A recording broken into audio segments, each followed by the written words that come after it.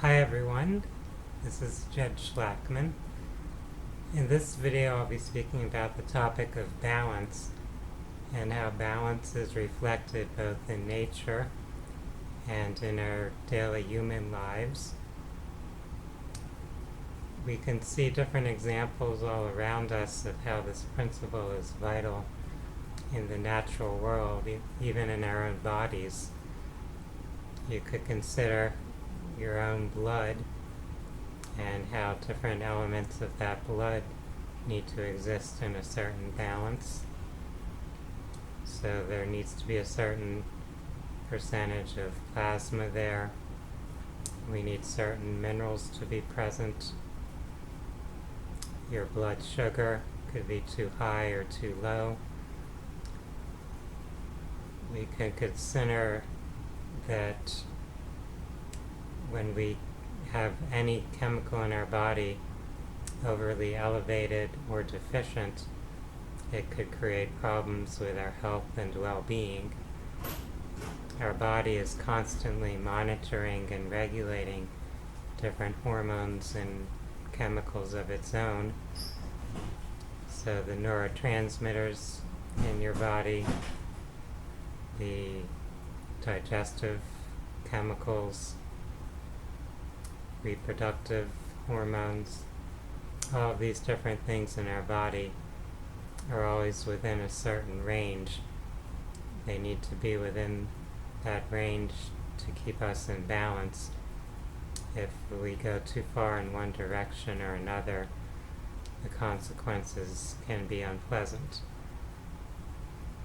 This applies to our personal lives as well, and how we devote our energy or how we invest our attention. Sometimes we're putting a lot of energy and effort into a particular aspect of our life and neglecting another aspect of our life. So there are times when you're very focused on your work or career and you're putting tons of time and energy into that, and at the same time you might be neglecting personal relationships or neglecting your health, your diet and exercise and self-care. There are times in our life where we could put a lot of attention toward material things, toward reaching some financial goal, while we're neglecting our spirituality or developing our consciousness. We might be spending a lot of time exercising and bodybuilding, but neglecting our emotional development or our intellectual or spiritual development. So we can notice these patterns that exist in our life, just as we might notice things when they're out of balance in nature.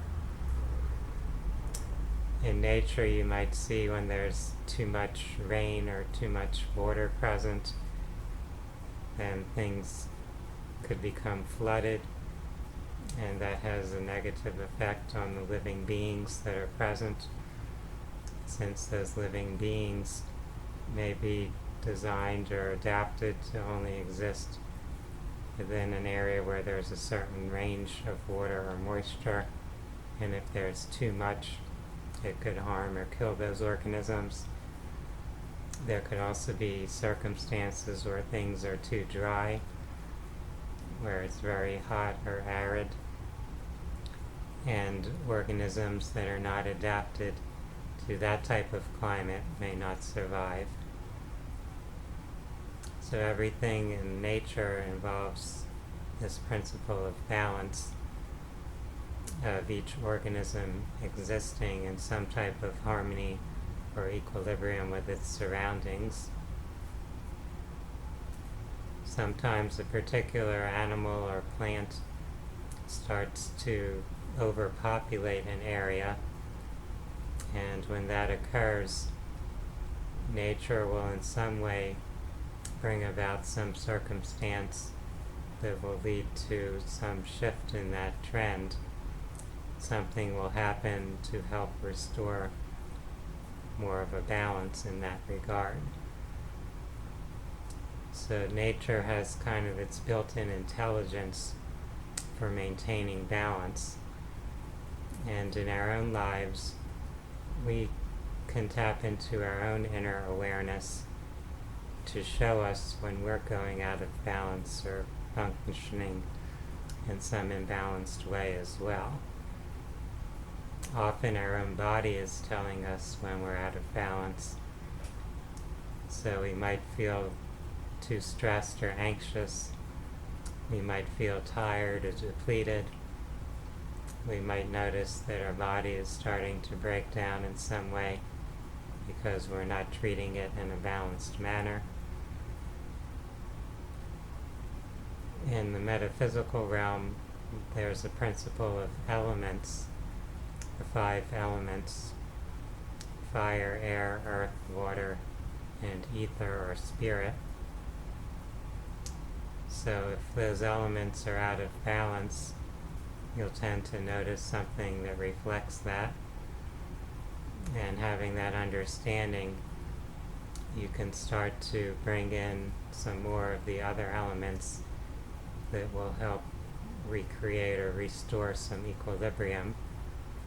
So there's usually one element that helps balance out another. If there's an excess of air, for example, then there's another element that will help use up that excess of air. If there's an excess of water, then there's another element that will help use up or absorb that excess of water.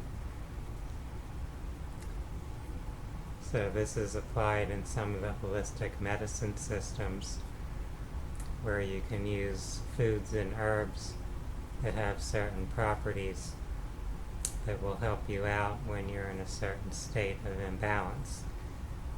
Since everyone is unique and in a different energetic state at any given time, there isn't a universal diet or plan for everyone to follow all the time that will keep them in balance. This balance is a dynamic process and involves continual self-awareness, self-reflection, and self-observation, and using different resources and remedies that can help us with maintaining our balance. I hope that this little brief discussion that I've given here provides some insight or ideas for you to help establish or create more balance in your life, to be more aware of these principles in your personal experience, as well as things you might observe in society, in the world, or environment around you. For those that are interested in holistic health and well-being, I invite you to view more of my YouTube videos. You can also visit my website, phinsights.com. That's phinsights.com. For now, I'd like to wish each of you a wonderful day. Namaste.